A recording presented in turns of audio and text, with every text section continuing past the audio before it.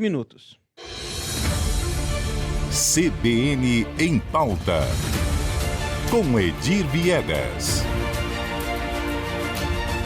Quinta-feira, dia da nossa coluna CBN em pauta, e Edir Viegas já está ao vivo com a gente aqui no estúdio para falar sobre o assunto de hoje. Vamos descobrir com ele agora qual o destaque desta quinta-feira. Bom dia, Edir. Qual o assunto de hoje? Bom dia, Gerson. Bom dia a todos. Na última segunda-feira, dia 17, teve início o ano legislativo na Câmara Municipal de Campo Grande, né? E, na ocasião, uma surpresa, foi protocolado na casa um pedido de impeachment da prefeita Adriane Lopes. O requerimento assinado pelo empresário Bruno Ortiz Barbosa e pelo Lúcio Queiroz, né, que disputou com a Adriane Lopes aí a prefeitura de Campo Grande na eleição passada, né? Os autores do requerimento. E eles apontam ali nesse pedido de impeachment a prática de crime contra a ordem tributária pelo fato de a prefeita ter deixado de reter na fonte, no salário dos servidores, de alguns dos servidores, o imposto de renda e também a contribuição previdenciária. Lembrando que a maioria desses servidores cujos salários foram pagos na integralidade sem o desconto são daqueles beneficiados ou supostamente beneficiados pelas famosas folhas secretas, né, que durante a campanha eleitoral a prefeita insistiu que não existia, mas de fato existiram. A informação que temos é que ainda existem. O que se sabe é que o prejuízo apurado pelo Tribunal de Contas do Estado com relação ao ano de 2022 foi de 386 milhões de reais aí para os cofres do município. Uma diferença descoberta em função dessas folhas secretas, né? E na manhã dessa quinta-feira nós conversamos com o presidente da Câmara, o vereador Epaminondas Neto Pape. Ele nos informou o seguinte: o requerimento segue o rito normal de tramitação e agora está sob análise da Procuradoria Jurídica da Casa. Cabe esse setor analisar a questão formal, se o requerimento cumpre todas as formalidades estabelecidas pelo Decreto-Lei 201 de 1967, que dispõe sobre a responsabilidade de prefeitos e vereadores. A Procuradoria, portanto, ela não analisa o mérito. Ela só vai dizer se o requerimento cumpre as exigências formais e legais. Ponto. Uma vez a Procuradoria dando parecer se cumpre ou não cumpre, né, essas questões formais, aí vai ser encaminhado ao plenário. Informação também nos repassada pelo vereador Pape, a quem caberá, em última instância, decidir se vamos instaurar o procedimento mesmo não cumpridas as formalidades, né, ou não vamos em função do não cumprimento das formalidades. A gente entende o seguinte, e consultamos também alguns advogados, o desrespeito às formalidades coloca o processo com grande chance de ser derrubado pelo Poder Judiciário. Ou seja, se a própria Câmara admitir que o pedido não cumpre as formalidades, então é bobagem tocar para frente uma situação que não vai dar em nada, é um natimorto, vamos dizer assim, o pedido. Então, concluindo essa questão, a formalidade no momento é o requisito mais importante desse pedido. E agora, mesmo que elas não tenham sido cumpridas, se está dentro da lei ou não está, o vereador Pape entende que as denúncias são gravíssimas, né, e que devem ser apuradas aí pelos órgãos de controle, como o Tribunal de Contas, o Ministério Público e outros. Na verdade, a apuração já ocorre, viu, Gerson? Né? Mas a Adriane vai ter que gastar muita energia para se defender em mais uma frente, caso seja instaurada essa comissão. Porque, na verdade, o Tribunal de Contas descobriu essas irregularidades, né? Só que ela escapou de qualquer punição. Por quê? O que aconteceu? O tribunal propôs para ela a assinatura de um termo de ajustamento de gestão. Na nossa opinião, é um mecanismo que serve apenas para garantir a impunidade de gestores que não têm qualquer compromisso com a coisa pública. Né? Ora, se eu descobrir, se eu comprovei que houve essa irregularidade, essa falha gravíssima, eu chamo o gestor, faço um tag, esse termo de ajuste, e não puno, não tem punição. Aí dou prazo, ó, você tem 90 dias para resolver esse problema, mais 120 para esse, e assim vai. Isso aconteceu, né? Não aconteceu nada com a prefeita, firmou o tag e agora resta a gente acompanhar e cobrar se ela de fato está cumprindo esse tag. Aliás, resta ao Tribunal de Contas exigir dela item a item o que está sendo cumprido e o que não está sendo. A gente sabe que muitos ali desses pontos não estão sendo cumpridos. Outros foram cumpridos fora do prazo e também não temos informação que isso tenha causado qualquer problema para a prefeita, né? Então, mas o processo aí de pedido de impeachment serviria para jogar luz sobre essa questão. Nós não sabemos, mas o processo serviria para isso aí. E essas mesmas irregularidades, Gerson, elas foram objeto de denúncia formal à Polícia Federal, ao Ministério Público Federal e à Receita Federal. Quem fez a denúncia foi o Instituto de Fiscalização e Controle, né, que juntou vários documentos obtidos justamente pela fiscalização do Tribunal de Contas do Estado. Então, está formalizado e está correndo as investigações, né? E abre aspas aí para o que disse na época o controle, esse Instituto de Fiscalização e Controle. Adriane Lopes, segundo a denúncia, agiu com dolo na não retenção dos tributos, ato que pode resultar em improbidade administrativa e também em sanção penal. Já o Ministério Público Estadual também recebeu a denúncia. Foi encaminhada no ano passado pela vereadora Luísa Ribeiro e pelos ex-vereadores professor André e Marcos Tabosa, que também juntaram documentos levantados pelo Tribunal de Contas do Estado.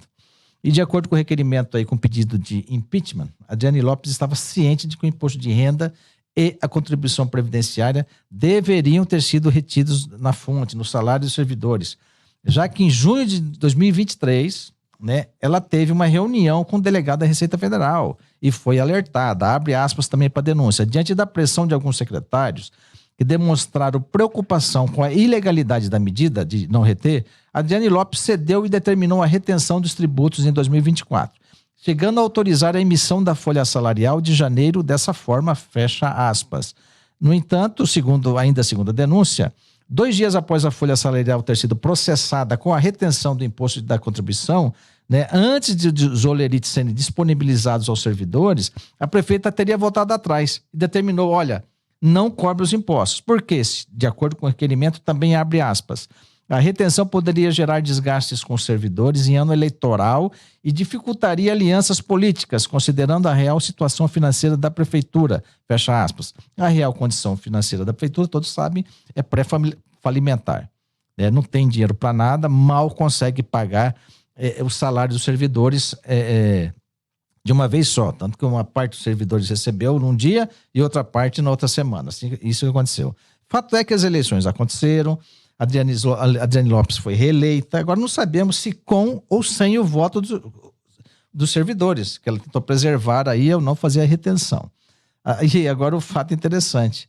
A Receita Federal, no dia 11, teria notificado a prefeita para ela fazer as correções dos últimos 5 anos nessas retenções que não teriam ocorrido, né? E os servidores também começam a receber cartinhas com a cobrança do tributo. Vão ter que ir até a Receita, se for o caso parcelar, porque do contrário eles vão sofrer ação de execução fiscal e poderão ter o nome negativado aí no CADIM, que é o SPC do governo federal. Né? Essa é a situação dos servidores, que não tem nada a ver com o problema, mas vão ter que pagar a conta, não adianta, né? E aí as implicações legais aí que correm contra a prefeita. Segundo os autores do pedido de impeachment, a prefeita praticou crime ao não observar o que estabelece a Lei 8.137, de setembro de 1990, que define crimes contra a ordem tributária. Aí, a seção 2 dos crimes praticados por funcionários públicos.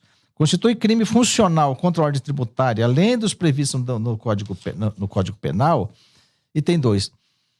Exigir, solicitar ou receber para si ou para outrem, ainda que na função, da função ou antes de iniciar seu exercício, mas em razão dela, vantagem indevida, ou aceitar promessa de tal vantagem para deixar de lançar ou cobrar tributo ou contribuição social, ou cobrá-las parcialmente, pena prevista, reclusão de 3 a 8 anos de multa.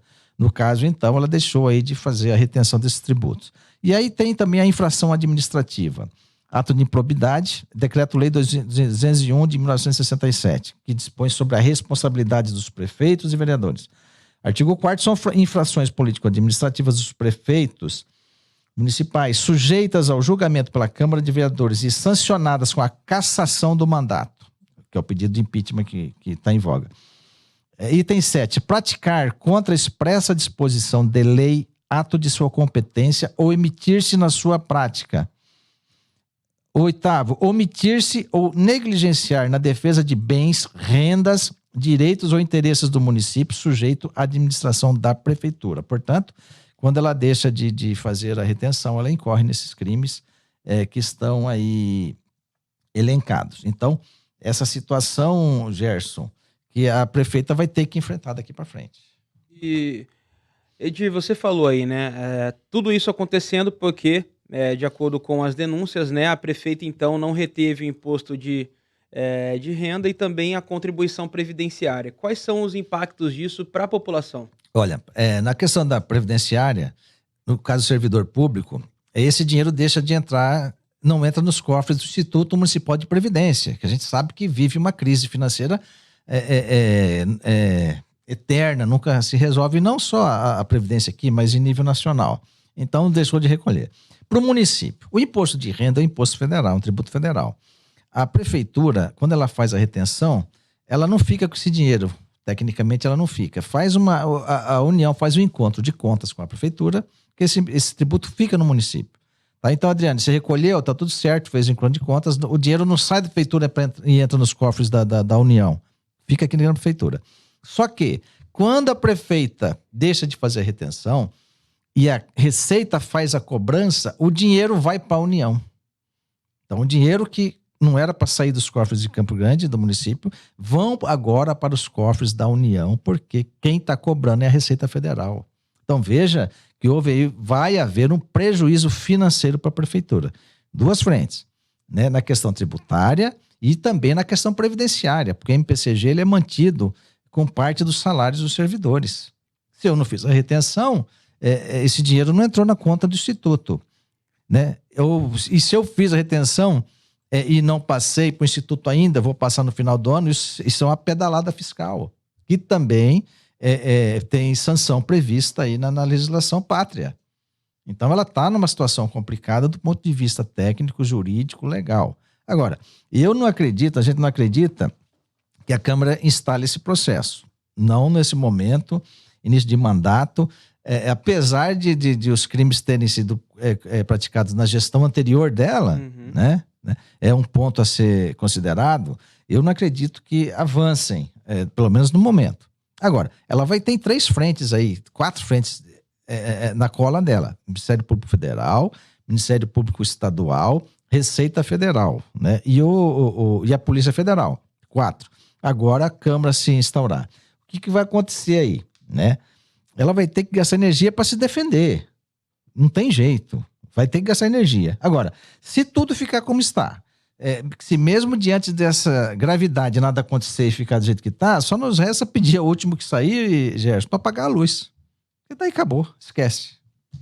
É interessante esse assunto mesmo. A gente continua acompanhando, Edir, com você, né? As atualizações, se isso vai andar, se não vai andar na Câmara Municipal. Muito obrigado por participar com a gente, por todas as informações dessa quinta-feira. Eu que agradeço, Gerson. Um bom final de semana a você, a todos os nossos ouvintes e até terça-feira. Até semana que vem, terça-feira, de volta com o CBN em Pauta, Edir Viegas. Vamos agora ao repórter CBN Notícias Nacionais e já voltamos com mais no Jornal CBN Campo Grande.